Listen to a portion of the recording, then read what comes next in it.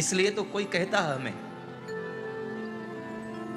આપણું એકાદું કાર્ય એવું થઈ જાય, સમાજના લોકો શું કહે, એ ભાઈ માણા થાને કંઈક. મને તો એ જ નથી સમજાતું હજી કે આ શરીર માણસનું હોય છે, 5 માણસોની વચ્ચે બેઠા હોઈએ છીએ અને તોય માણા આપણને કે માણા થાને કેમ?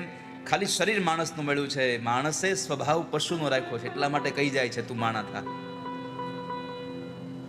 એ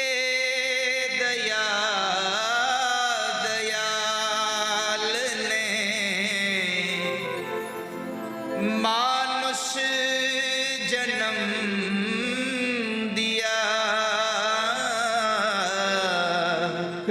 एक भरतजी महाराजની કથામાંથી એક બહુ સુંદર સંદેશ છે લલિતભાઈ. રાજા રહુગણને ઉપદેશ આપે છે. ભરતજીને પોતાની પાસે જ્ઞાન છે કે આનું આમ કરવું જોઈએ, આનું આમ કરવું જોઈએ, પણ જુઓ જ્ઞાન કોને કહેવાય એ સાબિતિયામાં થઈ. બીજા જે આ સંસારમાં પડતો હોય, પડી ગયો હોય એવા માણસને ઊભો કરવામાં જે કામ આવે ને એને જ્ઞાન કહેવાય.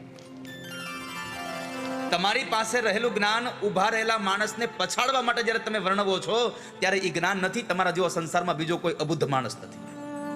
જ્ઞાન બીજાને ઊભા કરવા માટે હોય છે, જ્ઞાન કોઈને દેખાડી દેવા માટે હોતું જ નથી. અહીંયા ભરતજી મહારાજમાં એટલું જ્ઞાન છે, પણ એને ખબર પડી કે આ સત્સંગના માર્ગે જાય છે છતાં પણ અહંકાર છૂટતો નથી. એટલે જેને પોતાના મોઢામાં પથ્થર મૂકી દીધા એ ભરતજી મહારાજે પથ્થર કાઢીને પણ બોલ્યા છે કે રાજા, સત્સંગમાં અભિમાન ન કરવું જોઈએ.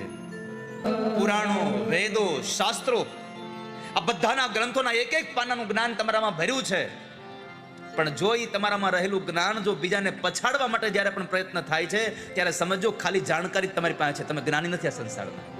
પુસ્તકનું જ્ઞાન તમારી પાસે છે, ખાલી પુસ્તકની જાણકારી તમારી પાસે છે કે આનું આમ થયું હતું. જ્ઞાન તો બીજાને ઊભા કરવા માટે છે.